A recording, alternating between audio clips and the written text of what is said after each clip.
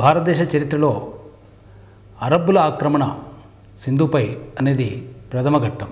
సింధు ప్రజలు అంటే సింధు రాష్ట్రం మీద అరబ్బుల దాడి క్రీస్తుశకం 712లో జరిగింది. మొట్టమొదటిసారిగా మహమ్మద్ బిన్ కాసిం అనే అతడు సింధు మీద దాడి చేసి భారతదేశంపై అరబ్బుల దాడిని ముస్లింల మొట్టమొదటి దాడిగా చెప్పవచ్చును. అరబ్బుల దాడికి ముందు మనము దీని పూర్వపరాలు చూసుకుంటే మహమ్మద్ ప్రవక్త స్థాపించిన మహమ్మదీయ మతాన్ని గురించి కాస్త చెప్పుకోవాల్సి ఉంటుంది. అరేబియాలో మహమ్మద్ ప్రవక్త ఇస్లాం మతాన్ని స్థాపించాడు. మహమ్మదీయ మతాన్ని. ఇస్లాం అంటే లొంగిపోవటం అని అర్థం, శాంతి చేసుకోనటం అని అర్థం. మహమ్మదీయ మతాన్ని అరేబియాలో మహమ్మద్ ప్రవక్త స్థాపించడానికి కారణాలు చాలా ఉన్నాయి. కారణాలు ఎన్ని ఉన్నప్పటికీ మహమ్మద్ ప్రవక్త స్థాపించిన మహమ్మదీయ మతం లేక ఇస్లాం మతం, ఇక్కడ ముఖ్యంగా ఈ మతంలో 3 ముఖ్యమైన లక్షణాలు కనిపిస్తున్నాయి. అది ఏమిటంటే నిర్గుణోపాసన, ఏకదేవతారాధన, అంటే విగ్రహారాధన పనికిరాదు, పూజారుల ప్రమేయం లేకుండా నిరాడంబరమైన పూజా విధానం. ఇది మహమ్మద్ ప్రవక్త స్థాపించిన మతం యొక్క ముఖ్య లక్షణాలు. ప్రవక్త అక్కడ ఉన్న అరేబియాలో ఉన్న అనేక తెగల వారిని అందరినీ కూడా కూడగొట్టి సమానత్వాన్ని బోధించాడు. అందరూ సమానమే అని చెప్పి బోధించడం జరిగింది అరేబియాలో ఇస్లాం మత ప్రవక్త మహమ్మద్ ప్రవక్త. అయితే ఇక్కడ ఈ మత ప్రచారానికి మహమ్మద్ ప్రవక్త మరణం తర్వాత అనేక మంది పీఠాధిపతులు బయలుదేరారు. ఖలీఫాలు అంటారు పీఠాధిపతుల్ని. పీఠాధిపతులు అంటే మహమ్మద్ ప్రవక్త వారసుల్ని ఖలీఫాలు అంటారు. ఈ ఖలీఫాలు చాలామంది ప్రపంచవ్యాప్తంగా మతాన్ని ప్రచారం చేయడం కోసం ఒక ప్రయత్నం చేశారు. దానిలో భాగంగా భారతదేశం మీద కూడా దాడి జరిగింది. ఈ దాడి వెనుక ఉన్న కారణం అంటే సింధుపై దాడికి ఉన్న చారిత్రకమైన కారణం ఏంటంటే, చారిత్రకమైన సంఘటన ఏంటంటే, సింధు మీద దాడికి శ్రీలంక నుంచి అల్ హజాజ్ అనే ఖలీఫాకు కానుకలు తీసుకొని పోతున్నారు అరబు దేశస్తులు. అయితే దేవల్ అనే ప్రాంతం వద్ద ఓడలో కానుకలన్నీ కూడా శ్రీలంక రాజు పంపించిన కానుకలన్నీ కూడా దోపిడీకి గురైనాయి. ఆ దోపిడీ చేసిన పైరేట్స్ ఎవరో తెలియదు, కానీ దేవల్ ప్రాంతం అనేది వద్ద ఆ దోపిడీ జరిగింది కాబట్టి ఆ దోపిడీ చేసిన ప్రాంతము సింధు రాజ్యంలో ఉంది కాబట్టి సింధు రాజే బాధ్యుడని చెప్పి మహమ్మద్ బిన్ కాసిం అనే కుర్రవాడిని దాడికి పంపించడం జరిగింది ఖలీఫాలు. దానికి సింధు మీద దాడి చేసి మహమ్మద్ బిన్ కాసిం విజయం సాధించాడు. సింధు రాజైన దాహిర్ ఓడిపోవడం జరిగింది. ఇది ప్రప్రథమ దాడి. అది మొదలుగా భారతదేశం మీద అనేక మంది దాడులు చేశారు ముస్లిమ్స్ మొదలు పెట్టుకొని. అరబ్స్ ముందుగా గజ్నీ మహమ్మద్, గోరీ మహమ్మద్ దాడులు ఎక్కువని. గజ్నీ మహమ్మదు 1826లో, గోరీ మహమ్మద్ 17 సార్లు దాడులు జరిగినాయి. గజ్నీ మహమ్మదు సోమనాథ్ దేవాలయాన్ని దాడి జరిగింది.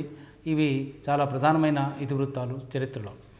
ఇకపోతే గజ్నీ గోరీ మహమ్మద్ దాడుల తర్వాత ఇక్కడ భక్తి ఉద్యమం, సూఫీ ఉద్యమం కూడా వచ్చింది. ఈ భక్తి ఉద్యమం రావడానికి కారణాలు ఏంటి అని అంటే, ముఖ్యంగా ఇస్లాం మత ప్రభావం ఇక్కడగా ఉండటం. ఇస్లాం మత ప్రభావం వల్ల బహుదేవతారాధన, విగ్రహారాధన అనేది పోయి అసలు ఏకదేవతారాధన వచ్చేసింది.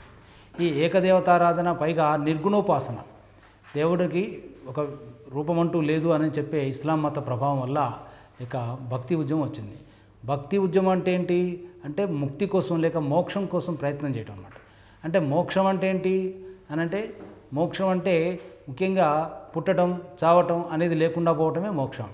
దీనికి ఇది భక్తి ఉద్యమంలో ఒక లక్షణం, భక్తి మార్గం అంటారు దీన్ని. అయితే ముస్లింల అరబ్బుల యొక్క ప్రభావం వల్ల, అరబ్బుల యొక్క సంస్కృతి వల్ల భారతీయ సంస్కృతి మీద ఈ భక్తి ఉద్యమం వచ్చేసిందని చెప్పి ఒక కారణంగా చెప్తారు. ఇంకపోతే భక్తి ఉద్యమంలో అనేక మంది భక్తి ఉద్యమకారులు వచ్చేసారు.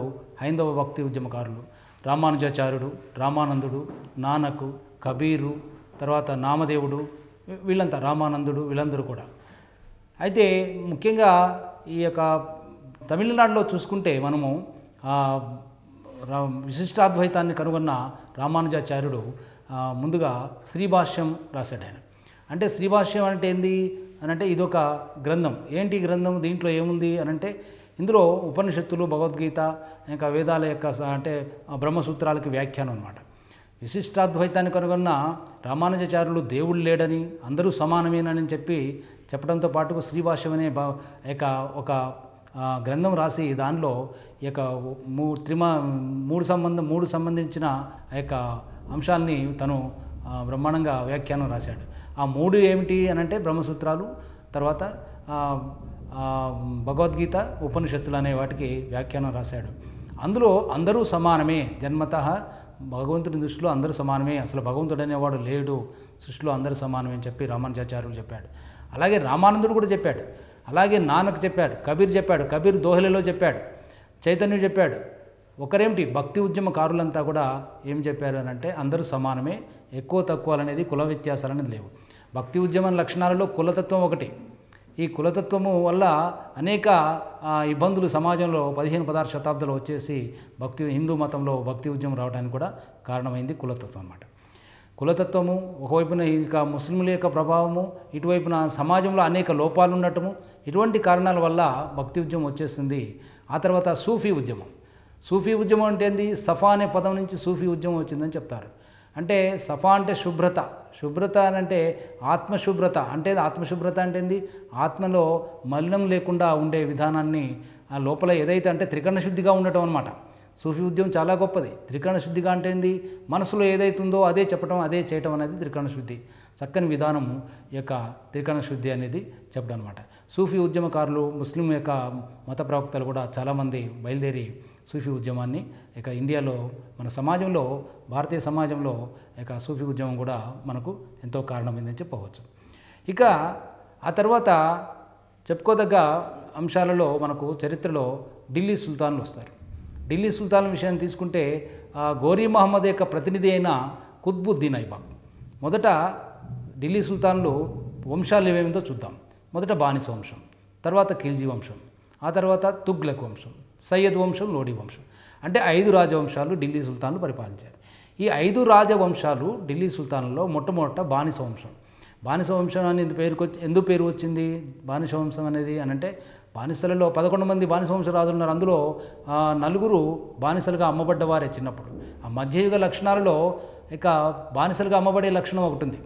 పిల్లల్ని లేక ఈర్ష్యతోని, అసూయతోని, ద్వేషంతోని మంచిగా ఎదిగేవాడిని, మంచిగా ఉన్నవాడిని అమ్ముకునే ఆచారం ఆ రోజుల్లో ఉండే. ఈ రాజులు, సుల్తానులైన వాళ్ళు నలుగురు ఇక అమ్మబడ్డవారే బానిసగా ఏ పని అంటే ఆ పని చేయాలి. ఈ ఏ పని అంటే ఆ పని చేసే ఆ యజమాని చెప్పినట్టుగా వినేదాన్నే బానిసత్వం అంటారు. ఈ బానిసలుగా మొట్టమొదట కుత్బుద్దీన్ ఐబక్ అనేవాడు బానిస వంశాన్ని స్థాపించాడు ఢిల్లీలో. ఎలా స్థాపించాడు అంటే, ఈయన గోరీ మహమ్మద్ దగ్గర ప్రతినిధిగా పనిచేశాడు, ఢిల్లీకి ప్రతినిధిగా. 1193లో ఇక 2వ తరైన యుద్ధం తర్వాత ఈ కుత్బుద్దీన్ ఐబక్ ఇక్కడ ఢిల్లీ ప్రతినిధిగా, గోరీ మహమ్మద్ ప్రతినిధిగా వచ్చేసి గోరీ మహమ్మద్ హత్య జరిగిన తర్వాత గోరీలో తనే ప్రతినిధిగా, తనే స్వతంత్రుడిగా స్థాపించుకున్నాడు రాజ్యాన్ని. తను స్వతంత్రుడిగా రాజ్యాన్ని స్థాపించుకోవడమే ఢిల్లీ సుల్తాన్ల సామ్రాజ్యాన్ని స్థాపించడానికి కారణమైంది. ఢిల్లీ సుల్తాన్ల సామ్రాజ్యం స్థాపన బానిస వంశంతో స్టార్ట్ అయింది. బానిస వంశానికి మామ్లూక్ వంశం అనే పేరు కూడా వచ్చింది. మామ్లూక్ అంటే కూడా బానిస అనే అర్థం. అయితే బానిస వంశంలో మొట్టమొదటి వాడిన కుత్బుద్దీన్ ఐబక్ గురించి ముఖ్యంగా ఈయన కుతుబ్ మినార్కి పునాదులు వేసింది ఈయనే. ఢిల్లీలో కుతుబ్ మినారు ఒంటి స్తంభపు మేడ పునాదులు వేసింది ఈయనే. ఈయన పోలో ఆడుతూ చివరికి చనిపోయాడు. పోలో అంటే మనము గుర్రం మీద వెళ్తూ, హాకీ కర్ర లాంటి వంక కర్రతోని స్పీడ్గా వెళ్తూ గుర్రం మీద రైడింగ్ చేసుకుంటూ వెళ్తూ ఆడే ఆట పోలో ఆట అంటారు. ఇది ఇండియాలో ప్రవేశపెట్టింది కుత్బుద్దీన్ ఐబక్కే, లేక ఢిల్లీ సుల్తాన్లే. ఈ బానిస వంశ రాజైన ఈ యొక్క కుత్బుద్దీన్ ఐబక్ని లక్బక్ష్ అని, అంటే అక్షరాలు ఇచ్చేవాడిని, కవులను బాగా పోషించేవాడని చెప్పి చరిత్ర చెప్తుంది. ఈయన అనేక మసీదులు కూడా కట్టించాడు. గొప్ప రాజుగా పేరు తెచ్చుకున్నాడు. ఇకపోతే ఈయన తర్వాత ఇల్టుట్మిష్ వచ్చాడు, ఈయన అల్లుడు. ఇల్టుట్మిష్ అందగాడు. ఈయన కూడా అమ్మబడ్డవాడే బానిసగా. ఈయన కాలంలో గొప్పగా చారిత్రకమైన అంశం ఏంది అంటే చెహల్గనీ కూటమి ఏర్పాటు.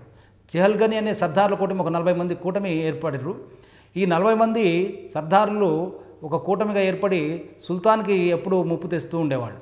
ఆ 40 మంది సుల్తానుల్లో 40 మంది సర్దారుల్లో ఎవడు గొప్ప, నువ్వు గొప్ప, నేను గొప్ప అని చెప్పి వాళ్ళలో వాళ్ళే సేడిలుగా ఉంటూ, వాళ్ళలో వాళ్ళే ఇదిగా ఉంటూ ఉండేవాళ్ళు. ఇది దానికి మనం ఢిల్లీ సామ్రాజ్యానికి చాలా ఎసరు పెట్టినట్టుగా, చాలా ఇబ్బంది కలిగినట్టుగా ఉన్నదనమాట. కాబట్టి ఢిల్లీ సుల్తానుల కాలంలో చెహల్గనీ కూటమి అనేది ఎప్పుడు ఎవరి కాలంలో ఏర్పడతాయి అంటే ఇల్టుట్మిష్ కాలంలో ఏర్పడింది. ఇల్టుట్మిష్ ఈ కుతుబ్ మినార్ని పూర్తి చేశాడు. ఆ తర్వాత ఇక వెండి టంకా జిటాల్ అనే నాణ్యాలను కూడా ఈయన ప్రవేశపెట్టాడు. అంతకుముందు సుల్తానా రజియా కూడా పరిపాలించింది ఏకైక మహిళ, ఢిల్లీని పరిపాలించిన ఏకైక మహిళ.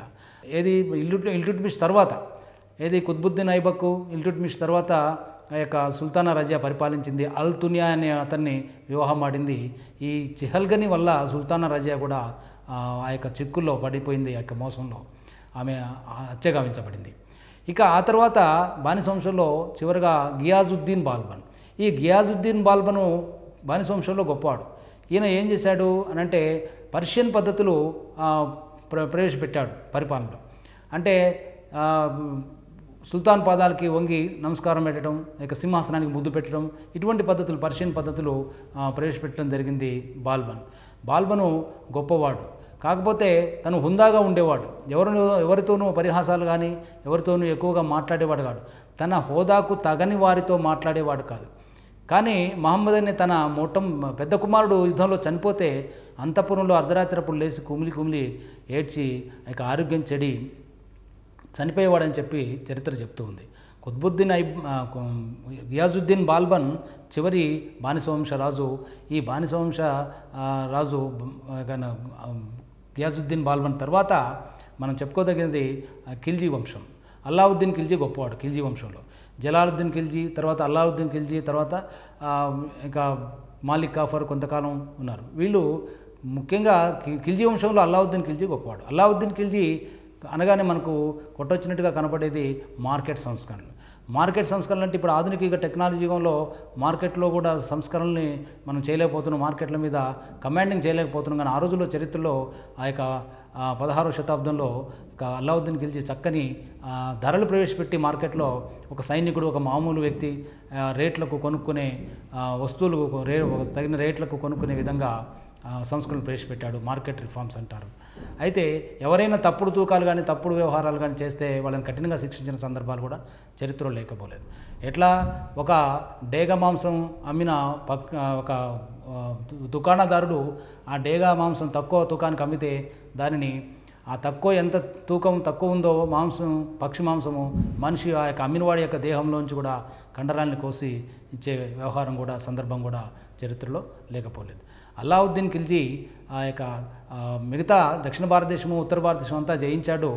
ఇక ఉత్తర భారతదేశంలో రాణి పద్మిని కోసం చిత్తూరు మీద దాడి చేయటం అనేది చారిత్రకమైన అంశం. నీ భార్యను ఒక అద్దంలో చూపినా నేను వెళ్ళిపోతాను, లేకపోతే నీ మీద దాడి చేసి రాజ్యాన్ని కొల్లగొడతానంటే రాణి పద్మిని యొక్క భర్త అయిన రతన్ సింగ్ ఒప్పుకోక తను యుద్ధం చేసే ఓడిపోయాడు. కానీ పద్మిని చేజిక్కకుండా జోహార్ చేసింది. ఇది ఒకటి గమనించదగ ప్రఖ్యాతమైన చారిత్రక అంశం. ఇకపోతే దక్షిణ భారతదేశంలో కాకతీయుల మీద అల్లావుద్దీన్ ఖిల్జీ దాడి చేశాడు. కాకతీయుల మీద దాడి చేసి కాకతీయులు, పాండ్యులు, యాదవులు ఇక వీళ్ళందరి మీద దాడి చేసే బాధ్యత ఇక మాలిక్ కఫూర్ అనే ఒక యూంచ్ అంటే నపుంసకుడికి అప్పగించాడు. అతను ఈ యొక్క కాకతీయుల రాజ్యం మీద దాడి చేసి రెండవ ప్రతాపరుద్రుడిని ఓడించేసి కప్పం కట్టుకునేటట్టు చేశాడు. అది యుద్ధాలలో ప్రముఖమైనవి. ఇక సుందరపాండ్యుడు అనే పాండ్య రాజ్యం మీద అన్నదమ్ములు ఇద్దరు కొట్లాడుతుంటే వాళ్ళిద్దరిలో ఒకరిని సింహాసనం మీద కూర్చోబెట్టడం కూడా జరిగింది. ఇది అల్లావుద్దీన్ ఖిల్జీ స్టోరీ.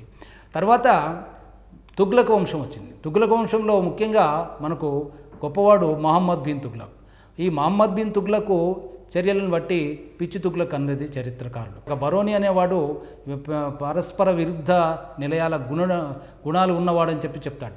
పరస్పర విరుద్ధ నిలయాలకు నిలయం ఉన్నవాడు, పరస్పర విరుద్ధ గుణాలకు అని చెప్పి, లేక పిచ్చి తుగ్లక్ అని చెప్పి బరోని చెప్పిన ఆ యొక్క అంశము మనకు చరిత్రలో కనపడుతుంది. ఎట్లాంటి ఆధారాలు ఏంటంటే ముఖ్యంగా ఈయన చేసిన సంస్కరణలో ఇక క్యాపిటల్ చేంజ్ అనేది, అంటే రాజధాని మార్పిడి. ఎక్కడి నుంచి మారిపోయాడు? ఢిల్లీ నుంచి ఇక దేవగిరికి లేక దౌలతాబాద్కి. దౌలతాబాద్ అని పేరు పెట్టి అక్కడి నుంచి ఇక్కడికి రాజధాని మార్చాడు. మహారాష్ట్రలో ఉన్న ఎక్కడో ఢిల్లీ రాజధానిగా కాకుండా మహారాష్ట్ర వింధ్యపర్వతాల యువతల మహారాష్ట్రలో ఉన్న దేవగిరికి రాజధానిని మార్చేసరికి అటువైపున విదేశాల యొక్క రాజుల యొక్క విదేశీ శత్రువులు యొక్క దాడులు ఎక్కువైపోయినాయి. అంటే మధ్య భారతదేశంకి ఎందుకు రాజధాని మార్చాడు అంటే తన పరిపాలనా సౌకర్యం కోసం అని చెప్తాడు. పైగా తను భారతదేశంలో మధ్యగా ఉంటుంది అని చెప్పి ఉద్దేశంతో మారిస్తే అటువైపున శత్రులేఖ దాడులు ఎక్కువైపోయినాయి. ఆ శత్రు దాడులు తట్టుకోలేక ఇక్కడ ఇంకొక విషయం ఏంటంటే ఇక్కడ మధ్య భారతదేశంలో ఉష్ణవేడికి తట్టుకోలేక మహమ్మద్ బిన్ తుగ్లక్ మళ్ళీ చలో ఢిల్లీ అన్నాడు.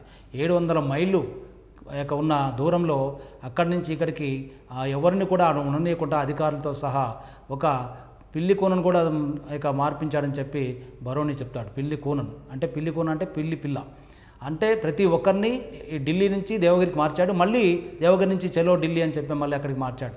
అంటే ఎందుకు ఇలా చేస్తున్నాడు? అందుకే ఇటువంటి చర్యలు ఇటువంటి సంస్కరణలు చట్టాల వల్లనే అతన్ని పిచ్చి తుగ్లక్ అనడం జరిగింది.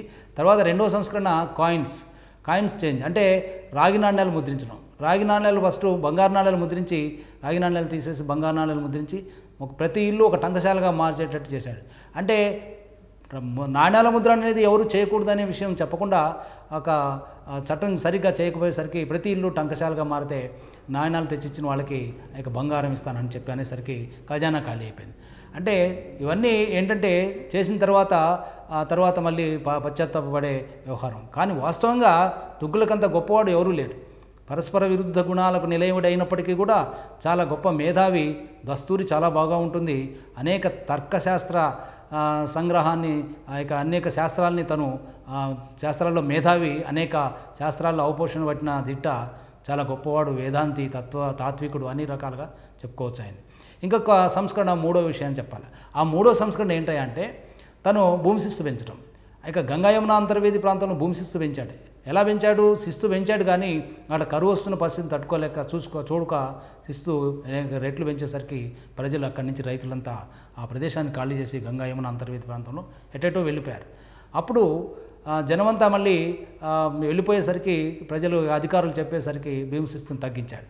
అంటే సరైన అవగాహన లేకుండా తొందరపాటుతోని అనేక సంస్కరణలు చేసి పిచ్చి తుగ్లక్గా పేరు తెచ్చుకున్నాడు మహమ్మద్ బిన్ తుగ్లక్. మహమ్మద్ బిన్ తుగ్లకే మళ్ళీ రెండవ ప్రతాపరుద్రుడిని జునా ఖాన్గా యువరాజుగా ఉన్నప్పుడు పట్టపోయింది. అంటే కాకతీయ సామ్రాజ్య చివరి చక్రవర్తి రెండవ ప్రతాపరుద్రుడిని పట్టపోయేటప్పుడు ఓడించి పట్టపోయేటప్పుడు నర్మదా నదిలో దూకిన సందర్భం చరిత్రలో మనకు తెలిసిందే. తుగ్లక్ వంశం తర్వాత సయ్యద్ వంశాన్ని గురించి పెద్దగా చెప్పదగింది చరిత్రలో ఏమీ లేదు. బిజిర్ ఖాన్ సయ్యద్ దాన్ని స్థాపించాడు. తర్వాత చివరిగా లోడీ వంశం విషయానికి వస్తే లోడీ వంశంలో ముగ్గురు రాజులు కనిపిస్తారు ముఖ్యంగా మనకి. బహలాల్ లోడీ, సికిందర్ లోడీ, ఇబ్రహీం లోడీ చిట్ట చివరి వాడు. బహలాల్ లోడీ స్థాపించాడు. సికిందర్ లోడీ ఆగ్రా ఫోర్ట్ని నిర్మించాడు, ఆగ్రా కోటని.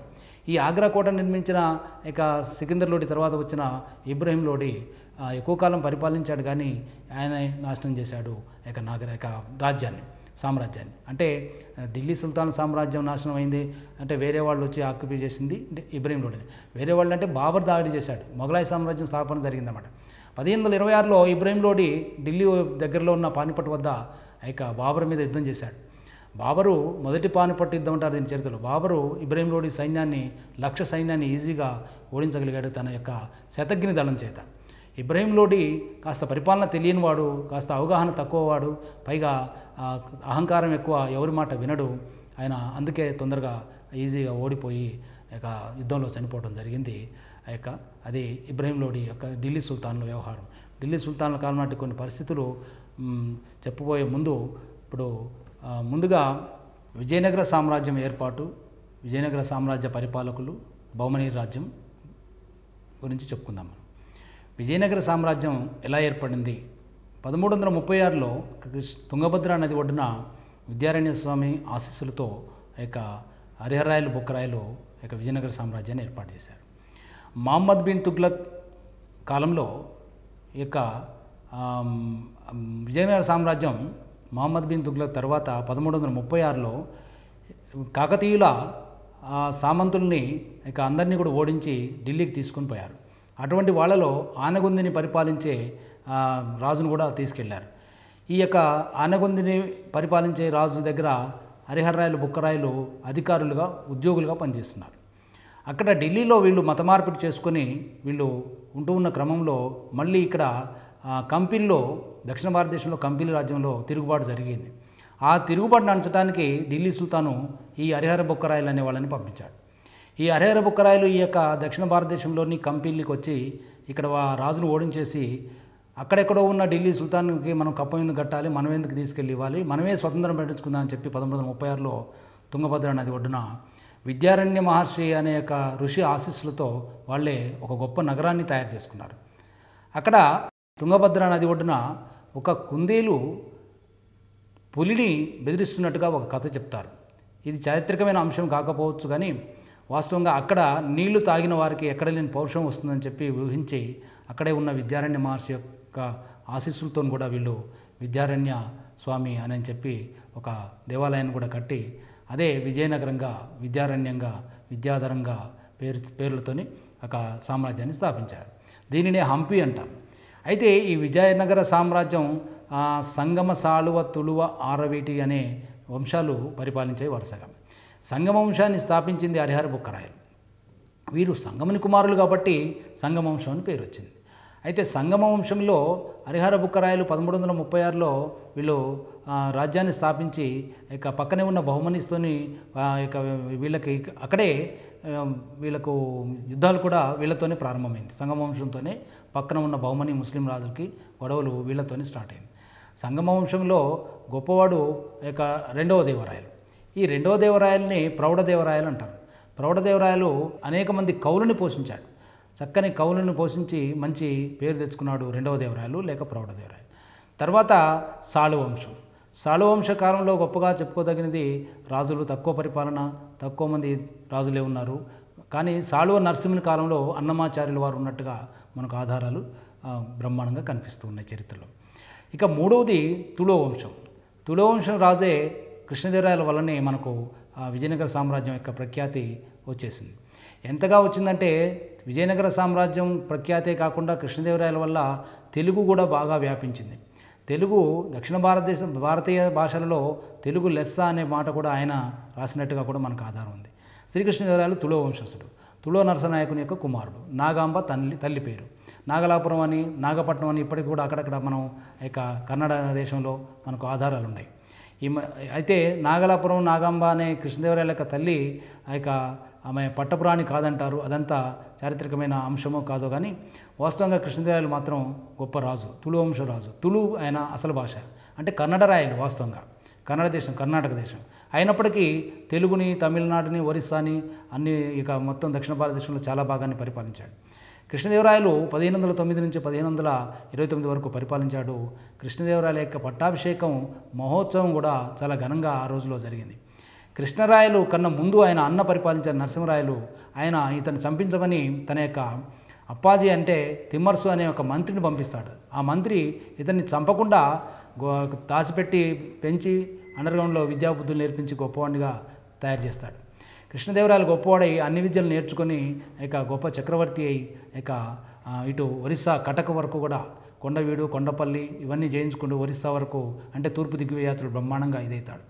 ఇక్కడ ఇటువైపున తూర్పు దిగ్విజయాత్రలో భాగంగా శంకరగిరి, అనంతగిరి, ఇక సిరికొండ ఇటువంటి ఈ దుర్గాలన్నీ కూడా భువనగిరి, పానగల్లు దుర్గాలన్నింటిని కూడా గిరిదుర్గాలన్నింటి కూడా జయించడం జరిగింది శ్రీకృష్ణదేవరాయలు. శ్రీకృష్ణదేవరాయలు కవి మాత్రమే, రాజు మాత్రమే కాదు కవి కూడా. సాహితీ సమ్రాంగణ సార్వభౌముడు అనే బిరుదు అందుకే చెప్పారు ఆయన ఆముక్తమాలదైన ఒక గ్రంథం రాశాడు. అది విష్ణు చిత్యం అని చెప్పి తెలుగులో కూడా, సంస్కృతంలో కూడా ఉంది. అయితే విష్ణు చిత్యమే కాకుండా ఆముక్తమాలేదే కాకుండా జాంబవతి పరిణయము, ఇంకా మదాలస చరిత్ర చాలా గ్రంథాలు రాశాడు. ఈయనకు 2 భార్యలని చెప్తారు. అయితే అన్నపూర్ణ అనే భార్య తెలుగులో ఎందుకు రాశారు ఆముక్తమాలేదా అనే దానికి సమాధానంగా దేశ భాషలందు తెలుగు లెస్స అనే పద్యం చదువుతాడు. తెలుగదేల ఎన్న దేశంబు తెలుగేను, తెలుగు వల్ల ఉండ తెలుగు కొండ ఎల్ల నృపుల గొలవ ఎరుగవే బాసాడి దేశ భాషలందు తెలుగు లెస్స అనే పద్యాన్ని ఆయన రాసినట్టుగా చెప్తారు. అయితే తెలుగు గొప్పగా ఈయన ఆస్థానంలో అష్టదిగ్గజ కవులు ఉన్నారు, గొప్ప కవులు. అందులో పెద్దన గొప్పవాడు. పెద్దన వస్తూ ఉంటే కృష్ణరాయలు తన మదగజమును కూడా దిగి గౌరవించినట్టుగా చరిత్రలో చాలా సందర్భాల్లో ఉన్నట్టుగా మనకు కథలు తెలుస్తూ ఉన్నాయి. అంటే పెద్దనను మించిన కవి లేడని ఆ రోజుల్లో చెప్పుకునేవాడు. అంటే పెద్దన మను చరిత్రను రాశాడు. మను చరిత్రని ఎందుకు రాశాడనే దానికి ఒక సందర్భం ఉంది. అయితే కృష్ణరాయలు అలిగి ఒక సందర్భంలో ఉంటే దానిని ఇక మను అనేవాడికే ఒక సరైన ఆధారాలు లేవు, బేసిక్ లేదు, ఆయనకు వంశవృక్షం పెద్దగా లేదు, అటువంటి వాడివి నువ్వెందుకు అని చెప్పి ఆ యొక్క మోటివేషన్ కోసం మను చరిత్ర రాసినట్టుగా అలసాని పెద్దన రాశాడు, మను చరిత్ర వివరించాడు. అలసాని పెద్దన తర్వాత నంది తిమ్మన, దూర్జటి, తెనాలి రామకృష్ణ, మొత్తం 8 మంది అష్టదిగ్గజాలు అంటారు. తెనాలి రామకృష్ణ హాస్య కవి. దూర్జటి శ్రీకాళహస్తీశ్వర మహాత్యాన్ని, శ్రీకాళహస్తీశ్వర శతకాన్ని రచించినట్టుగా మనకు ఆధారాలు కలవు. ఇక అలాగే పింగళి సూరణ, రామరాజభూషణుడు, యాదయ్య గారి మల్లన, గంట సింగన అందరూ కూడా ఆ యొక్క అష్టదిగ్గజాలలో ఉన్నవారు అన్నమాట. ఇక కృష్ణదేవరాయల అష్టదిగ్గజాలే కాకుండా ఇంకా తమిళ కవులు, కన్నడ కవులు కూడా ఉన్నారు ఆయన యొక్క ఆస్థానంలో. కృష్ణరాయలు యుద్ధంలో గొప్ప రాజనీతిని ప్రదర్శించేవాడు, యుద్ధంలో గొప్ప వీరుడు, యుద్ధవీరుడు. కృష్ణరాయలు అంతటి వాడు ఇక దక్షిణ భారతదేశంలో హడల్ అని చెప్పి ఆ యొక్క పోర్చుగీస్ వారు, డామింగో పీస్ అనే పోర్చుగీస్ వాడు చెప్తాడు. ఎలా అంటే కృష్ణదేవరాయలు ఏ విధంగా ఉంటాడంటే ఆయన మరీ పొట్టి కాదు, పొడగరి కాదు, కాస్త మధ్య రకం, బొద్దుగా ఉంటాడు, మధ్యస్థంగా ఉంటాడు, బొద్దుగా ఉంటాడు అని చెప్పడమే కాకుండా ముఖం మీద స్పాటకం మచ్చలు ఉంటాయి. పైగా విదేశీయులు అంటే గౌరవంగా చూసేవాడు. ఆయన అంటే దక్షిణ భారతదేశంలో హడలని ముచ్చట డామింగో పీస్ అనే పోర్చుగీస్ వాడు చెప్పిన ముచ్చట అనమాట. అంటే ఆధారం అది. కాబట్టి కృష్ణదేవరాయలు ఆ రోజుల్లో తెలుగు భాషను బాగా పోషించి, తెలుగు భాషకి కృష్ణదేవరాయల యుగం స్వర్ణయుగం అని చెప్పవచ్చు. కావలి వాకిట కావలి ఉండే మామూలు బంట్రోతు కూడా తెలుగులో కవిత్వం చెప్పగలిగిన రోజులు ఆ రోజులు అనమాట, కృష్ణదేవరాయల కాలం. కాబట్టి కృష్ణదేవరాయలు మించిన వాడు ఆ రోజుల్లో దక్షిణ భారతదేశంలో లేడు. కృష్ణదేవరాయల యొక్క అల్లుడు అలియరామరాయలు ఆ తర్వాత పెత్తనం చేశాడు, సదాశివరాయల్ని తీసుకొని. సదాశివరాయల్ని సింహాసనం మీదకి పెట్టి ఆయన, అంటే సదాశివరాయలు అంటే కృష్ణదేవరాయల యొక్క తమ్ముడు, ఆ సదాశివరాయలు నామకే వస్తే రాజుగా చేసి ఈయన బ్రహ్మాండంగా పరిపాలన చేశాడు. పక్కన బహుమనీ రాజ్యం ఉంది. ఈ బహుమనీ రాజ్యం 5 రాజ్యాలుగా అప్పటికి విడిపోయింది.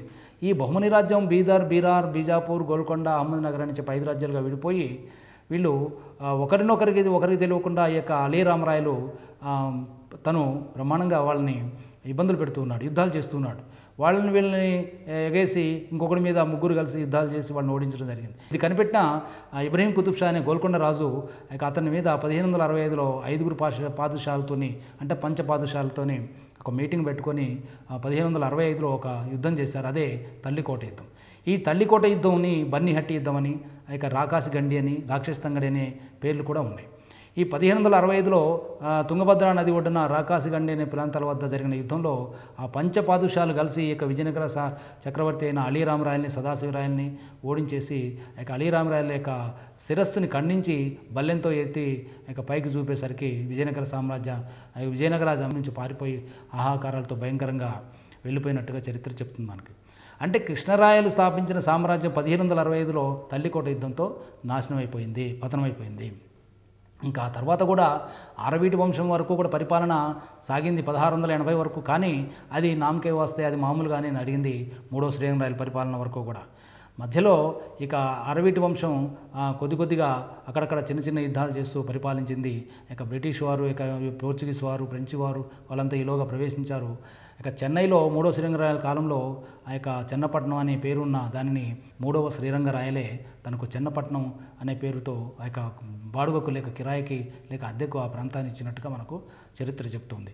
ఇది విజయనగర సామ్రాజ్య చక్రవర్తుల కథ. అయితే ఇక్కడ విజయనగర సామ్రాజ్యం పక్కనే ఉన్న బహుమనీ రాజ్యం ఉంది. బహుమనీసు బహుమనీ యొక్క సామ్రాజ్యం ఏ విధంగా ఏర్పడిందో ఇప్పుడు చెప్దాం. బహుమనీ సామ్రాజ్యం 1347లో గుల్బర్గా కేంద్రంగా అల్లావుద్దీన్ హసన్ గంగు బహుమన్ షా అతడు గొప్పగా పరిపాలించాడు. ఆయన స్థాపించాడు దీన్ని. బహుమన్ షా అనేక మంది కలిసి ఏర్పాటు చేసిన బహుమనీ రాజ్యాన్ని ఆ తర్వాత 1500, 1502, 1505, 1510లో 5 రాజ్యాలుగా విడిపోవడం జరిగింది.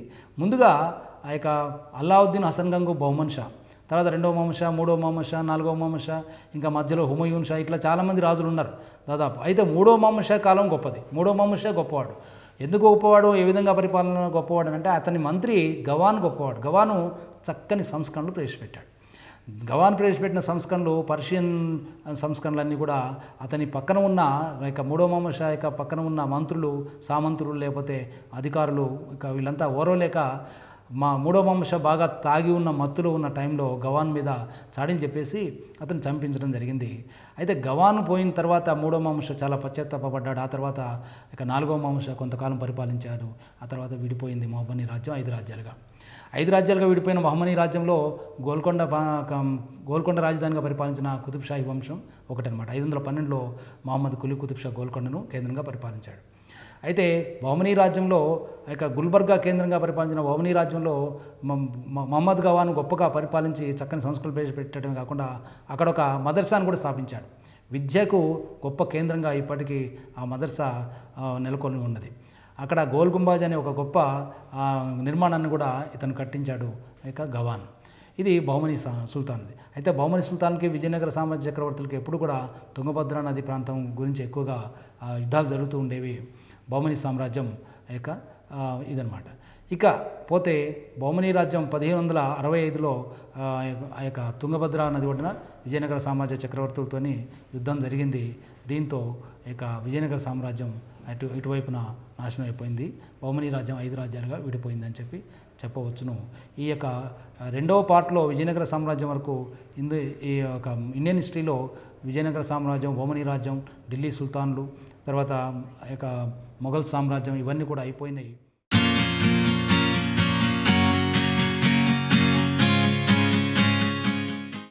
గ్రూప్ 2 సిలబస్లో భాగంగా ఇండియన్ హిస్టరీలో మొఘల్ చాప్టర్ని చెప్పుకుందాం ఈరోజు.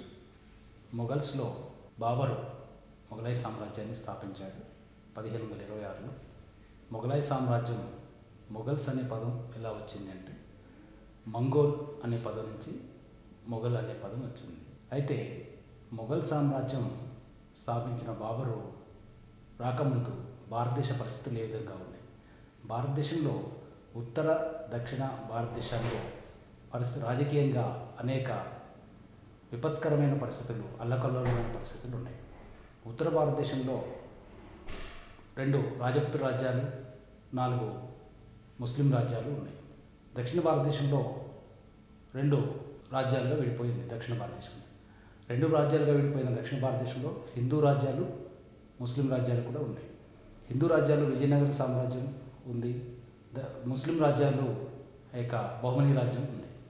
బహుమనీస్కి విజయనగరస్కి ఏమాత్రం ఇది కాకుండా ఎప్పుడు శత్రుత్వంతో పోరాడుతూ ఉండేది.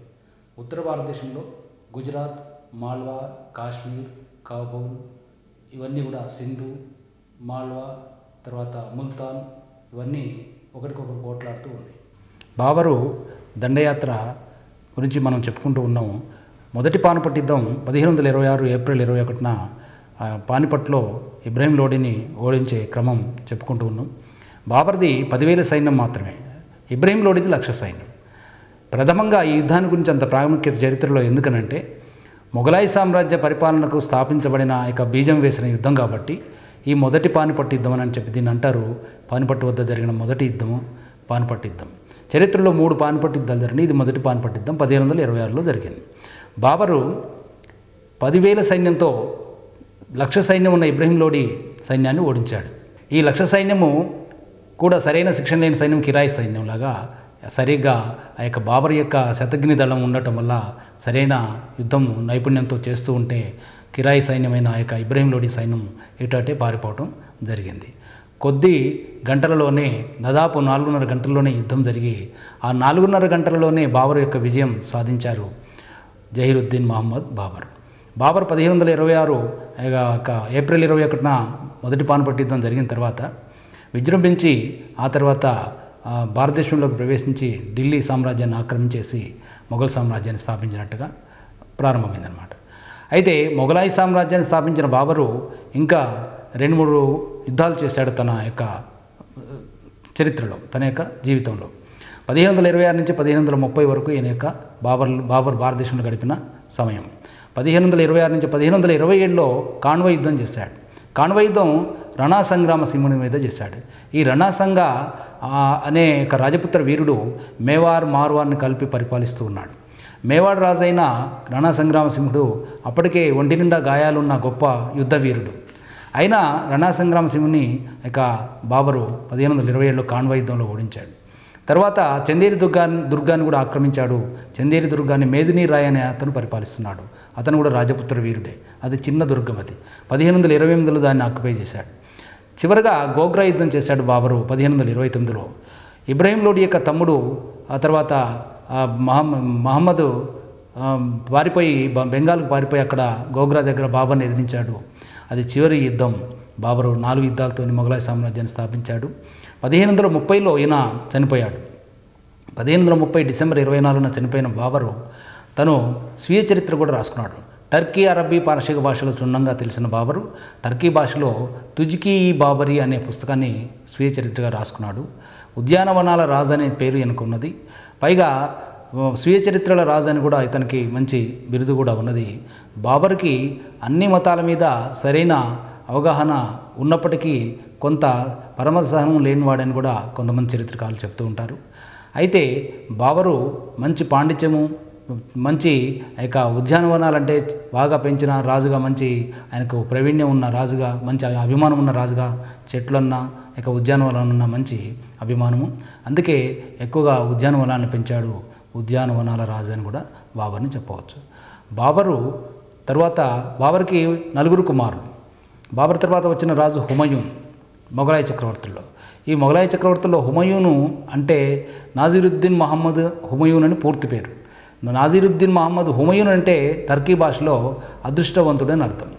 అలాగే బాబర్ అంటే కూడా అర్థం ఉంది. బాబర్ అంటే ఏంటి? టర్కీ భాషలో పులి అని అర్థం. ఈయనని అదృష్టవంతుడనే పేరు ఉంది హుమయూన్కి. కానీ చరిత్రలో చరిత్రకారులంతా చెప్పేది అంటే అంత దురదృష్టవంతుడు లేదని చెప్తూ ఉంటారు. ఎందుకు అంటే ఆయన పడ్డ కష్టాలు అటువంటి, ఆయన గుణగుణాలు అటువంటి. ఆయన మంచి గుణగణాలే ఎక్కువగా ఉన్నాయి. ఇతరులంటే గౌరవం ఎక్కువ. చిన్న పనివారి నుంచి పెద్దవారి వరకు కూడా అందరినీ గౌరవించేవాడు. రాజ్యానికి వచ్చిన కొత్తలో తన తమ్ముళ్ళకి, మిగతా 3కి తను రాజ్యాన్ని పంచి ఇచ్చాడు.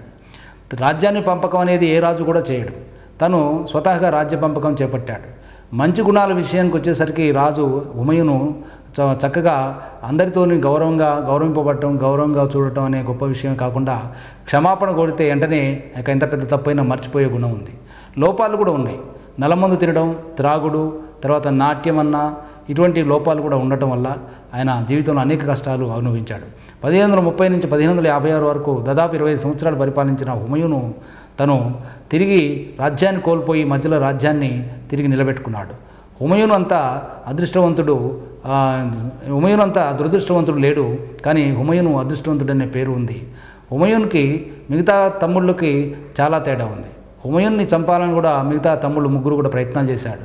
హిందాల్, అస్కరీ, కమ్రాన్. హిందాల్ చిన్నవాడు. బాబర్ హిందూ దేశాన్ని జయించే టైంలో పుట్టాడని హిందాల్ అని పేరు పెట్టారు. అస్కరీ, కమ్రాన్. అస్కరీ యుద్ధభూమిలో పుట్టాడు, కమ్రాన్ కూడా యుద్ధభూమిలోనే పుట్టాడు. అయితే ఈ 3 తమ్ముళ్ళు తనను ఎప్పుడు ఏం చేస్తున్నా కూడా పట్టించుకోకుండా, వాళ్ళకి తెలియదని, అమాయకులని, ఇలా ఉదారత్వం ఎక్కువగా ఉండేది హుమయూన్కి. వీళ్ళు రాజ్యాన్ని ఎప్పుడు ఆక్రమించుదామా అనే ఉద్దేశంతోనే హుమయూనుని తమ్ములు ఎప్పుడు ఎన్నుపోటు పొడుస్తూ ఉండేవాళ్ళు. ఎప్పుడు చంపుదామా, రాజ్యాన్ని ఆక్రమించుదామని హుమయూన్ని మిగతా తమ్ముళ్ళు కూడా ప్రయత్నం చేస్తూ ఉండేవాళ్ళు.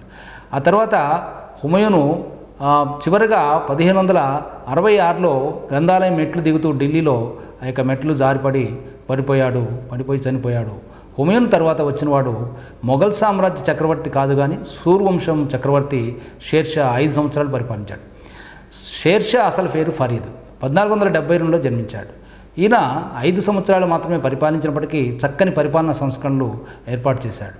భారతదేశంలో ఇప్పటికే ఆయన సంస్కరణలు అమలు జరుగుతున్నాయంటే నమ్మబుద్ధి కాదు. ఆయన ప్రవేశపెట్టిన సంస్కరణలో రోడ్లు వ్యవహారం మాత్రమే కాకుండా, శిస్తు వ్యవహారాలు మాత్రమే కాకుండా అనేకమైన చక్కని ప్రజాహిత సంస్కరణలు ఎన్నో చేశాడు. షేర్షా యుద్ధాల విషయానికి మనం పోకుండా ఒక బిల్గ్రామ్ యుద్ధం, తర్వాత హుమయూన్ మీద హుమయూన్ ఓడించిన యుద్ధాలు మాత్రమే ఇంపార్టెంట్ అనేది చెప్పుకోవచ్చు చరిత్రలో. హుమయూను పోయిన తర్వాత పరిపాలించిన షేర్షా చక్కని పరిపాలనా విధానాన్ని ప్రవేశపెట్టాడు. ఆయన మొదటగా రెవెన్యూ సంస్కరణ గురించి చెప్పవచ్చు. రెవెన్యూ సంస్కరణలో భూమిని కొలిచి పద్ధతి, బిగా పద్ధతి, తర్వాత పట్టా పద్ధతి అని చెప్పి 2 పద్ధతులను ప్రవేశపెట్టాడు. పట్టా పద్ధతి అంటే పట్టాదారిగా చేయటం అనేది ఒకటి, బిగా పద్ధతి అంటే బిగా అంటే కొల్చడం అనేది ఒకటి అనమాట. భూమిని కొలిపించడం ఒక పద్ధతి, భూమిని కొలిపించి శిస్తు నిర్ణయించడం ఒక పద్ధతి, శిస్తు 1/3 వేసేవాడు. అయితే భూమిని కొలిపించి కొలతలను విభజన అంటే భూమి ఎటువంటి రకం అని చెప్పి విభజించాడు. ఉత్తమ, మధ్యమ, అధమ అని చెప్పి 3 రకాలుగా విభజించాడు. ఈ 3 రకాలుగా భూమిని విభజించిన షేర్షా చక్కని పరిపాలనా విధానం ఇప్పటికీ కూడా మనం అదే షేర్షా పరిపాలన, శిస్తు వసూలు వ్యవహారము, అయితే భూమి కొలిచే వ్యవహారాన్ని ఇప్పటికి కూడా మనం ఈ రోజు వరకు కూడా అవే విధానాన్ని భారతదేశంలో అనుసరిస్తూ ఉన్నాం అన్నమాట. కాబట్టి షేర్షా రోడ్లు వేసిన సంస్కరణలు కూడా చాలా గొప్పవి. కంకర్ రోడ్లు వేశాడు. ఇదే రోడ్లు ఇప్పుడు జాతీయ రహదారులుగా ఉత్తర భారతదేశంలో అయితే ఉదాహరణగా చెప్పుకోవచ్చు. కంకర్ రోడ్లని షేర్షా వేసిన రోడ్లని మనం ఇప్పటికీ కూడా వాడుతూ ఉన్నాం. అలాగే పోస్ట్ ఆఫీస్ వ్యవస్థను ప్రవేశపెట్టాడు. అంచె తపాలా పద్ధతి, గుర్రాల మీద పోయే పద్ధతి. అలాగే ఇలా చెప్పుకుంటూ పోతే షేర్షా ప్రజాహిత చింతన, ప్రజాహిత సంస్కరణలు చాలా గొప్పగా ప్రవేశపెట్టాడు. అలాగే సైన్యంలో కూడా తను ఇక తుపాకీ దళం మొదలైన ఆధునికమైన పద్ధతులు కూడా ప్రవేశపెట్టాడు. సైన్యం మొత్తం మీద ఉన్న సిద్ధ సైన్యం అని ఏర్పాటు చేశాడు. ఆ సిద్ధ సైన్యంలో 1,50,000 కాల్బలం ఉండేది, 25,000 ఇక అశ్విక దళం ఉండేది. మొత్తం మీద షేర్షా అనేక గొప్ప గొప్ప సంస్కరణలు ప్రవేశపెట్టాడు. 5 సంవత్సరాలే పరిపాలించినప్పటికీ కూడా చక్కని పరిపాలన సంస్కరణలు ప్రవేశపెట్టాడు. ఇంకా పోతే రూపాయిని ప్రవేశపెట్టింది ఆయనే. రూపాయి అంటే ఇప్పుడు ఉన్న మన ఇండియన్ కరెన్సీ, భారతదేశ ద్రవ్యము. ఈ రూపాయిని దామ్ అన్నారు. దాము 1/2, 1/3, 3/4 అనే విధానాల దశాంశాలలో తను ప్రవేశపెట్టాడు. రూపాయి అనంటే అందమైనది అని చెప్పే పేరు ఆయన పెట్టింది. ఇప్పటికీ ఇండియన్ కరెన్సీ మనం వాడుతున్నాం, అది షేర్షా ప్రవేశపెట్టిందని చెప్పవచ్చు అనమాట. ఇంకా పోతే షేర్షా సంస్కరణలో గొప్పవి అనేక కట్టడాలు అని కూడా ఉన్నాయి. హుమయూన్ సమాధి చక్కని వాస్తు ప్రతీక అనమాట. హుమయూన్ సమాధి ఇప్పటికీ మనం చాలా గొప్పగా చూస్తూనే ఉన్నాం. ఆ తర్వాత షేర్షా సమాధి చాలా గొప్పది అని చెప్పవచ్చు. షేర్షా తర్వాత చెప్పుకోదగ్గవాడు అక్బర్ యొక్క హుమయూన్ యొక్క కుమారుడు.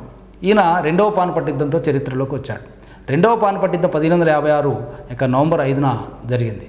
2వ పానిపట్ యుద్ధం అక్బర్ ఎవరి మీద చేశాడు అని అంటే హేము అనే హిందూ రాజు మీద చేశాడు. ఈ హిందూ రాజు ఒకప్పుడు మంత్రిగా షేర్షా వంశస్థుడైన షేర్షా యొక్క మనవడు దగ్గర మంత్రిగా పనిచేసి అతన్ని తీసివేసి ఇతను రాజుగా పరిపాలించాడు కొన్ని నెలలు మాత్రమే. హేము 70 సంవత్సరాల ముసలివాడు అయిన అక్బర్ మీద యుద్ధం చేశాడు. అక్బరు పానిపట్టు వద్ద హేమును ఓడించాడు. 1556లో 2వ పానిపట్టు యుద్ధంతో అసలైన మొఘల్ సామ్రాజ్య నిర్మాత అక్బర్ అని చెప్తారు.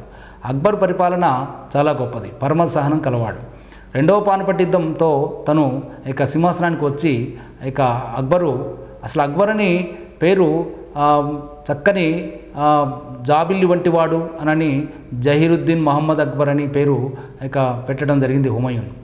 అయితే హుమయూను కుమారుడైన అక్బరు హుమయూన్ కన్నా బాబర్ కన్నా ఎక్కువగా పరిపాలించాడు. ఎక్కువగా పరిపాలించడం అంటే ఎక్కువ ప్రాంతాన్ని పరిపాలించడమే కాకుండా చక్కని పరిపాలన విధానం ప్రవేశపెట్టడం వల్ల అసలైన నిర్మాత, మొఘల్ సామ్రాజ్య నిర్మాత అక్బర్ అని చెప్పవచ్చు.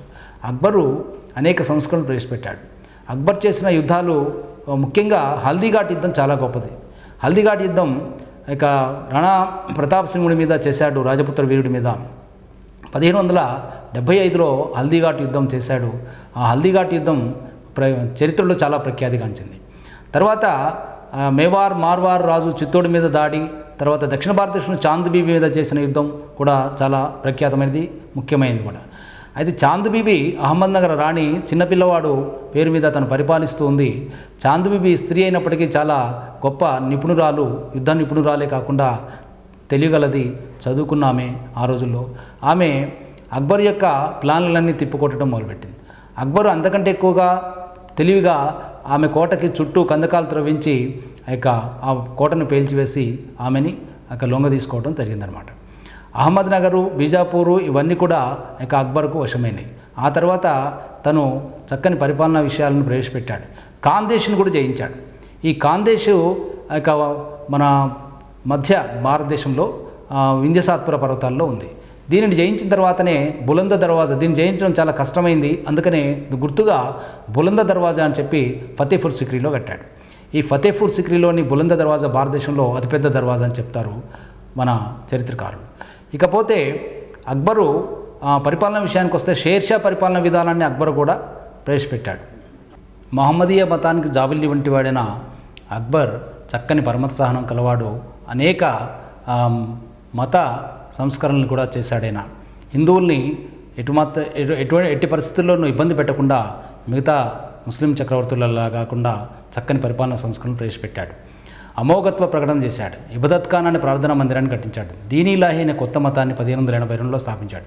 1575లో ఇబదత్ ఖాన్ అనే ప్రార్థనా మందిరంలో అన్ని మతాల వాళ్ళు కూర్చొని యొక్క మత ప్రార్థనలు లేదా మత సమావేశాలు చేసేవాళ్ళు. మొదట ముస్లింలకు మాత్రమే యొక్క అవకాశం ఉన్న ఇబదత్ ఖాన్ ప్రార్థనా మందిరం 1575లో ఫతేపూర్ సిక్రీలో కట్టించాడు అక్బర్. అమోఘత్వ ప్రకటన తనే చదివాడు. అంటే ఖుత్బా చదవటం అంటే అల్లాహో అక్బర్ అనేది అక్బర్ నుంచే ప్రారంభమైంది. ఇక అమోఘత్వ ప్రకటన చదివిన యొక్క అక్బర్ యొక్క పేరు ఇక చరిత్రలో అలా నిలిచిపోయింది. 1582లో దీన్ ఇలాహీ అనే కొత్త మతాన్ని స్థాపించిన మొఘల్ చక్రవర్తి అక్బర్ మాత్రమే. అక్బరు స్థాపించిన దీన్ ఇలాహీ అనే మతానికి తాహిదీ ఇలాహీ అనే పేరు కూడా ఉంది. అంటే దివ్యమైన ప్రకాశము యొక్క భగవంతుని యొక్క వెలుగు అనే అర్థాలు కూడా వచ్చేటట్టుగా దీన్ ఇలాహీ అనే కొత్త మతాన్ని స్థాపించాడు అక్బర్. అక్బరు దీన్ ఇలాహీలో 18 మంది మాత్రమే చేరారు. అందులో మొట్టమొదటి చేరినవాడు బీర్బల్ అనే హాస్యకారుడు, అక్బర్ యొక్క ఆస్థాన విదూషకుడు అని చెప్పవచ్చు.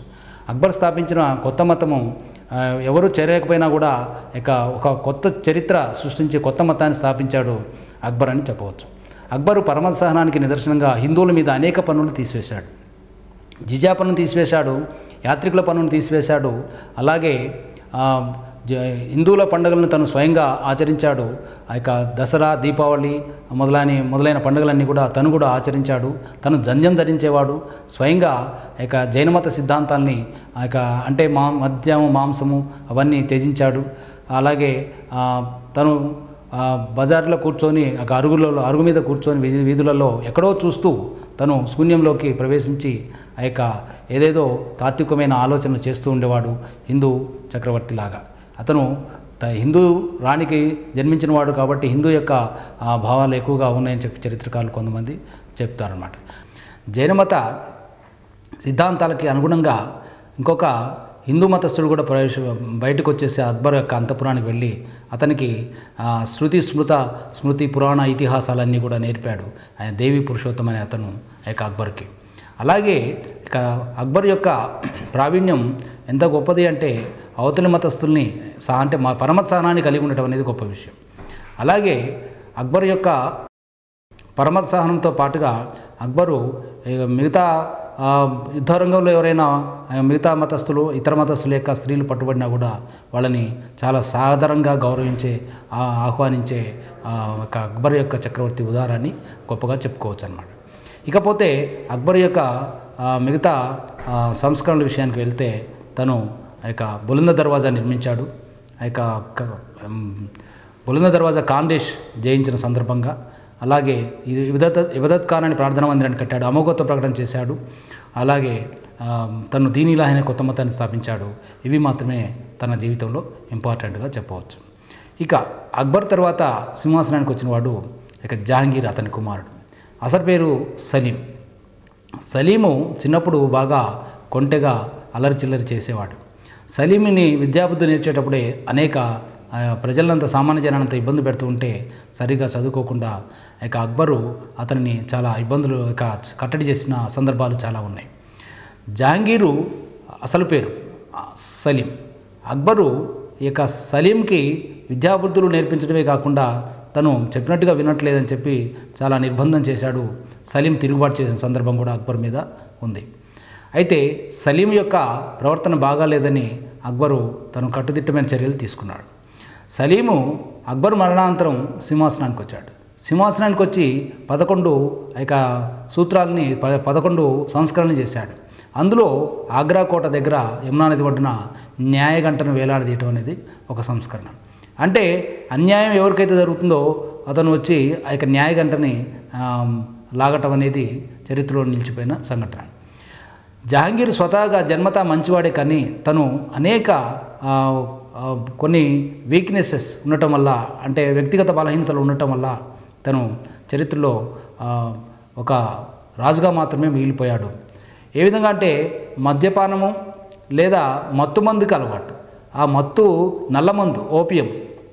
ఈ నల్లమందు కాకుండా 1611లో తను నూర్జహాన్ వివాహం చేసుకొని ఆమెకే పగ్గాలు అప్పచెప్పాడు. 1611లో నూర్జహాన్ అనే ఆమె అసలు పేరు మెహరున్నిసా బేగం. ఈ మెహరున్నిసా బేగంను తీసుకొచ్చి తన భర్త అలీ కులీ ఇస్లాజ్ అనేవాడు చనిపోతే తీసుకువచ్చి తను వివాహం చేసుకున్నాడు, విధవని. ఆ విధవా స్త్రీని వివాహం చేసుకునేటమే కాకుండా పగ్గాలు ఆమెకు అప్పచెప్పేసరికి ఆమె తన వాళ్ళకే ఇక బంధుప్రీతితో తన వాళ్ళకి అన్ని అధికారాలు కట్టబెట్టిందనమాట. ఆ అధికారాలు కట్టబెట్టడం వల్ల ఇక నూర్జహాన్ జుంటా అనేది మొఘల్ దర్బార్లో ఒకటి తయారైంది. నూర్జహాన్ ముఠా అని చెప్పి అనవచ్చు. తను ఈ యొక్క నూర్జహాన్ జుంటా లేక నూర్జహాన్ ముఠా అనేక ఇబ్బందులు ప్రజల్ని సామాన్య జనాన్ని ఇబ్బంది పడుతుంటే జహాంగీర్ ఏమాత్రం పట్టించుకునేవాడు కాదు.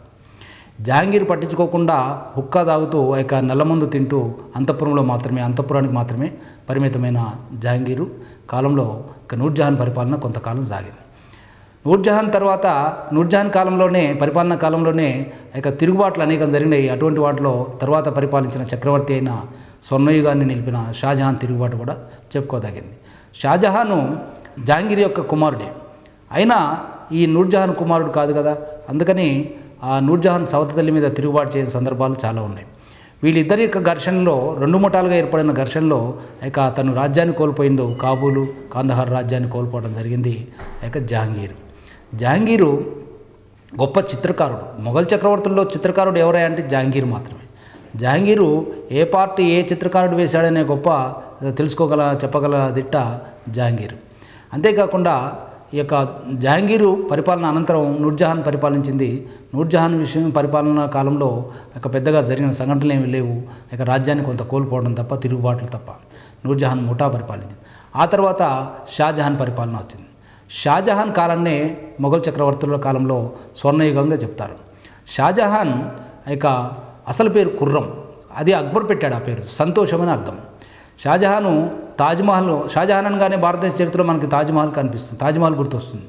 అయితే షాజహాను సింహాసనానికి వచ్చి మామూలుగా భారతదేశం ఉత్తర దక్షిణ భారతదేశాలు జయించాడు, కానీ ఇక మళ్ళీ వాళ్ళందరితో ట్యాక్స్ కట్టించుకున్నాడు. పెద్దగా ఆ దండయాత్రల గురించి చెప్పాల్సిన అవసరం లేదు. కాకపోతే కరువు వచ్చేసింది.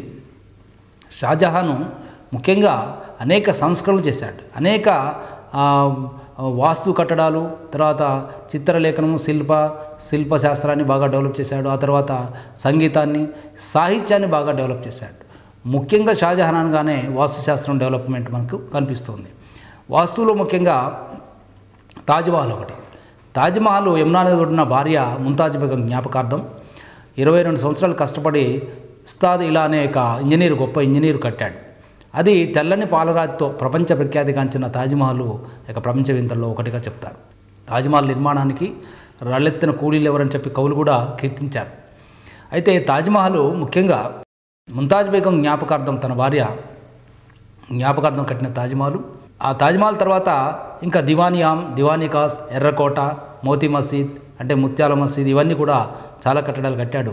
షాజహాను కొంతకాలం తను చివరి కాలంలో వారసత్వ యుద్ధం జరిగి తన కుమారుని 4 వారసత్వ యుద్ధం చేసి తనను జైల్లో పెట్టిన సందర్భం ఉన్నదన్నమాట.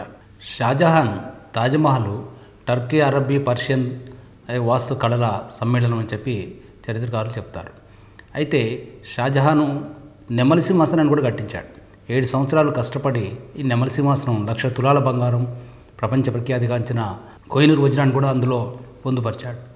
నెమలి సింహాసనం, కోహినూర్ వజ్రం, ఇవన్నీ తాజ్మహల్ ప్రపంచ ప్రఖ్యాతిగాంచిన అని చెప్పి షాజహాన్ చరిత్రలో చెప్పుకోవచ్చు. షాజహాన్ వాస్తు మాత్రమే కాకుండా సాహిత్యాన్ని కూడా పోషించాడు. తెలుగువాడైన కవి జగన్నాథ పండితరాయలు ఇతని ఆస్థాన కవి. ఈయన రసగంగాధరము, గంగాధరహరి అనే గొప్ప పుస్తకాలు రాశాడు. ఈ రసగంగాధరము, గంగాధర అనే చెప్పే పుస్తకాలు రాసిన జగన్నాథ పండితరాయలు షాజహాన్ యొక్క ఆస్థాన కవి. షాజహాన్ కాలంలో అనేక సూరదాసు, సుందరదాసు వీళ్ళనే కవులు కూడా ఉన్నారు. హిందీ కవులు కూడా ఉన్నారు. హిందీ రంగంలో సంస్కృతము, తెలుగు వచ్చిన జగన్నాథ పండితరాయలు షాజహాన్ యొక్క ఆస్థాన కవి. ఇంకపోతే చిత్రలేఖనం, తర్వాత సంగీతము, ఈ కళలు కూడా ఉన్నాయి. సంగీతము ముఖ్యంగా చిత్రలేఖనము, వాస్తు, శిల్ప, ఈ కళల్ని కూడా ముఖ్యంగా వాస్తు విషయంలో షాజహాను దివానీ ఖాస్ చాలా గొప్పవి కూడా చెప్పుకోవచ్చు. ఈ తాజ్మహల్, నెమలి సింహాసనం లాగానే దివానీ ఖాస్ అనేది ఎర్రకోట చాలా ప్రఖ్యాతిగాంచినవి. దివానీ ఖాస్లో మొత్తము భూమి మీద స్వర్గం అనేది ఉంటే ఇదే ఇది ఇంకేమీ లేదని చెప్పి గోడల మీద రాసినట్టుగా చరిత్రకారులు చెప్తారు. షాజహాన్ తర్వాత ఔరంగజేబు పరిపాలన ప్రారంభమైంది. షాజహాను ని బంధించి సింహాసనానికి వచ్చాడు ఔరంగజేబు. అంటే వారసత్వ యుద్ధంలో తను పైకి వచ్చాడు. మిగతా ముగ్గురు సోదరుని మాయోపాయంతో గెలిచాడు.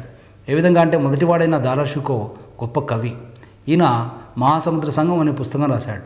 పర్షియన్, అరబీ, టర్కీ తర్వాత సంస్కృత భాషలో గొప్ప పండితుడైన దారాషుకో ఎక్కువగా పరిపాలనా అనుభవం లేదు, యుద్ధానుభవం లేదు. అతన్ని యుద్ధానికి పిలిచాడు. ఏ విధంగా బెంగాల్లో పరిపాలిస్తున్న షాషుజాని, గుజరాత్ని పరిపాలిస్తున్న మురాద్ని పిలిచి తను గోల్కొండలో దక్కన్లో ఉండి వాళ్ళకి లెటర్లు రాసి ఉత్తరాలు రాసి ఆ ఉత్తరాల ద్వారా పెద్దన్న అయిన దారాషుకోని ఓడిద్దాము, నా తర్వాత నువ్వే పాలకుడి లేకపోతే నువ్వే పాలకుడి అని చెప్పి మోసం చేసి ధర్మాల్ సమాగార్ యుద్ధాల్లో దారాషుకోని ఓడించేసి మురికి ఏనుగు మీద ఊరేగింపు చేశాడు ఔరంగజేబు. మురాద్ని మధ్యలోని గ్వాలియర్లో తాగినవాడు సుల్తాన్గా పనికిరాడని చెప్పి అతన్ని చంపించాడు, గుర్తించాడు. షాషుజా పారిపోయాడు. ఈ విధంగా వారసత్వ యుద్ధంలో పైకొచ్చిన ఔరంగజేబు దాదాపు అర్ధశతాబ్దం పరిపాలించాడు. దక్కన్లో 22 ఇయర్స్ ఉన్నాడు. దక్కన్లో 22 ఇయర్స్ యుద్ధాల్లోనే మునిగాడు. ఔరంగజేబు చాలా తెలివికలవాడు, పైగా యుద్ధ నిపుణుడు, కానీ సనాతన సున్నీ మతస్థుడు, నిరాడంబరుడు, మంచి తెలివికలవాడు. పైగా తను నిరాడంబరతో ఎంతవరకు అంటే స్వయంగా భారతదేశానికి చక్రవర్తి అయి టోపీలు పుట్టి ఖురాన్ ప్రతులు రాసి బ్రతికేవాడు వచ్చిందా అంటూ. ఒక గొప్ప చక్రవర్తి మామూలు గదిలో ఒక చినిగిపోయిన చాప మీద కుండలో నీరుతో మామూలుగా సింపుల్గా బ్రతికేవాడు. చాలా సాదాసీదాగా బ్రతికాడు. తన యొక్క సమాధి కూడా ఔరంగాబాద్లో చాలా సాదాసీదాగా ఉంది. మోడల్ తాజ్మహల్ కట్టించాడు. తాజ్మహల్ లాగా మోడల్ తాజ్మహల్ ఇక్కడ ఔరంగాబాద్లో మహారాష్ట్రలో కట్టించాడు తన భార్య జ్ఞాపకార్థం. అయితే తన సమాధి మాత్రం చాలా సాదాగా ఉంది, చాలా సింపుల్గా. ఔరంగజేబు అనేక యుద్ధాలు చేశాడు. అనేక యుద్ధాలలో ముఖ్యంగా రాజపుత్రుల మీద, తర్వాత మిగతా ఔరంగజేబు శివాజీ మీద, అందరి మీద యుద్ధాలు చేశాడు. హిందువుల్ని కాస్త ఇబ్బంది పెట్టాడని చెప్పి అంటారు చరిత్రలో. కొంతవరకు వాస్తవమేమో, కానీ చాలా వరకు రాజపుత్రులు కానీ మిగతా దేవాలయాలను పడగొట్టే విషయంలో కానీ ఔరంగజేబు చాలా చక్కగా న్యాయవంతమైన జీవితాన్ని గడిపాడని చెప్పి చెప్పవచ్చు. ఇకపోతే ఔరంగజేబు వాస్తవంగా సనాతన సున్నీ మతస్థుడు. ఔరంగజేబు గొప్ప ఉదారవాడు. జిందాపీర్, అలంగీర్ అనే బిరుదులు ఉన్నాయి. ఔరంగజేబు చక్కని పరిపాలన అందించాడు. ఔరంగజేబు 50 సంవత్సరాలు సుమారు అర్ధశతాబ్దం పరిపాలించి భారతదేశ చరిత్రలో చిట్ట చక్రవర్తిగా 1707లో మరణించాడు. 1658 నుంచి 1707 వరకు పరిపాలించాడు ఔరంగజేబు. ఔరంగజేబు చివరి చక్రవర్తి. ఆ తర్వాత అంతా కడపటి చక్రవర్తులే పరిపాలించారు. 1857 సిపాయిల తిరుగుబాటులో పాల్గొన్న రెండో బహదూర్ షా వరకు చివరి చక్రవర్తుల పరిపాలన నడిచింది. ఆ చివరి చక్రవర్తుల పరిపాలనలో భారతదేశంలో అనేక రాజ్యాలు నిర్మించి పరిపాలించడం జరిగింది. అందులో కుతుబ్ షాహీలు, బహుమనీస్లో గోల్కొండను పరిపాలించిన వాళ్ళు ఒకరుగా చెప్పవచ్చు. అయితే నైజాం షాహీలు కూడా ఆ తర్వాత పరిపాలించారు. కుతుబ్ షాహీల గోల్కొండ తానిషా పరిపాలన కాలంలో ఔరంగజేబు గోల్కొండను ఆక్యుపై చేశాడు. తెలంగాణ పరిపాలనని ఔరంగజేబు తానిషాను బంధించి తను హైదరాబాద్ గోల్కొండని ఆక్యుపై చేశాడు. అక్కన్న మాదననే హిందూ మంత్రులను తీసుకున్నాడు, హిందువులని దగ్గర తీసుకున్నాడని అతని యొక్క ఉద్దేశం అని చెబుతారు చరిత్రకారులు. మొత్తం మీద ఔరంగజేబు పరిపాలన చాలా గొప్పగా నడిచింది. పోర్చుగీస్ వారిని కూడా ఇబ్బంది పెట్టాడు. ఎందుకనంటే పోర్చుగీస్ వారు తన మాట వినకపోతే ఎవరైతే ఉంటారో విదేశీయులు పోర్చుగీస్ వాళ్ళని ఇబ్బంది పెట్టినట్టుగా సందర్భాలు ఉన్నాయన్నమాట. ఔరంగజేబు పరిపాలన సంస్కరణలు చేయలేదు, కానీ యుద్ధాలతోనే ఎక్కువగా గడిచింది. చివరి చక్రవర్తి ఔరంగజేబు గొప్పవాళ్ళలో అని చెప్పవచ్చు. ఇతనికి మంచి పేరే ఉంది చరిత్రలో, కానీ పరమత సహనం లేనివాడని చెప్తుంటారు. తను నిరాడంబరుడు, ఖురాన్ ప్రకారం తూచా తప్పకుండా పరిపాలించాడు ఔరంగజేబు తర్వాత మొఘల్ సామ్రాజ్యం దాదాపుగా డిజాస్టర్ అయిందని చెప్పవచ్చు. అంతా కడపటి రాజుల పాలనలో చాలా ఇబ్బందులు ఏర్పడ్డాయి. ఈ కడపటి రాజుల పాలనలో ముఖ్యంగా సిపాయిల తిరుగుబాటు వరకు కూడా పరిపాలన వచ్చింది, కానీ నామమాత్రంగా ఆ కడపటి రాజుల పరిపాలన అంతంత మాత్రమే, లాస్ట్కి ఢిల్లీకి మాత్రమే పరిమితం అయిపోయింది. శివాజీ యొక్క విజృంభణ అనేది ఔరంగజేబు పరిపాలన కాలంలో జరిగింది. శివాజీ మహారాష్ట్రలో మహారాష్ట్ర చిట్టెలుక అని చెప్పి పిలిచాడు శివాజీని బంధించడం కోసం రాజా జయసింగ్ అనే రాజపుత్ర రాజుని పంపించాడు. అతను సంధి చేసుకొని శివాజీ రాజా జయసింగ్తో ఇక ఢిల్లీ వచ్చి ఆగ్రా వచ్చి కోటలో తను ఔరంగజేబుకి పట్టుబడ్డాడు. ఔరంగజేబు ఇక శివాజీని అవమానించాడు. ఎక్కడో మామూలుగా మున్సబ్దారులు కూర్చుని ఇక సింహాసనం మీద కూర్చోబెట్టాడు, రాజుగా చూడలేదు. తర్వాత ఔరంగజేబుని ఇక శివాజీ కోప్పడి తర్వాత జైల్లో కొంతకాలం గడిపి తప్పించుకొని పోయి ఛత్రపతి అనే బిరుదుతో 1674లో మహారాష్ట్రను పరిపాలించడానికి ప్రయత్నాలు జరిగినాయి. శివాజీ కుమారుడు శంభాజీ తాగుబోతు. శివాజీ ఛత్రపతి అనే బిరుదుతో పాటుగా తను చౌత్ సర్దేశ్ముఖ్ అనే పనులు కూడా వసూలు చేశాడు. శివాజీ యొక్క క్యాబినెట్ని అష్టప్రధానులు అంటారు. ఈ అష్టప్రధానులు చాలా ఇంపార్టెంట్. తన శివాజీ పరిపాలించిన రాజ్యం చిన్నదే అయినప్పటికీ అష్టప్రధానులు లేక సంస్కరణలు చాలా గొప్పగా ఉంది. కొలబా అనే ఒక నౌక ఆశ్రయం కూడా ఈయన కాలంలో ఉన్నది ఇక గోవా తీరంలో. ఇక శివాజీ స్వరాజ్యాన్ని స్థాపించాడు. స్వరాజ్యం అని పేరు ఆయనకి రాజ్యానికి. స్వధర్మం అంటే హిందూ ధర్మ పరిరక్షణ కోసం తను ముస్లింల మీద యుద్ధం చేశాడు అని చెప్పవచ్చు అన్నమాట. ఈ విధంగా మహారాష్ట్రలో విజృంభణ కూడా జరిగింది ఔరంగజేబు కాలంలోనే. ఔరంగజేబు యొక్క పరిపాలన అంతమైన నాటికి మొఘల్స్ యొక్క మొత్తం విజృంభణ అక్కడక్కడ చాలామంది తిరుగుబాటు జరిగింది. ఆ తిరుగుబాట్ల కారణంగా మన భారతదేశం మీదకి విదేశీయులు పోర్చుగీస్, డచ్, ఫ్రెంచ్, ఇంగ్లీష్ వాళ్ళు విజృంభించడం కారణం కావచ్చు అని చెప్పవచ్చు అన్నమాట.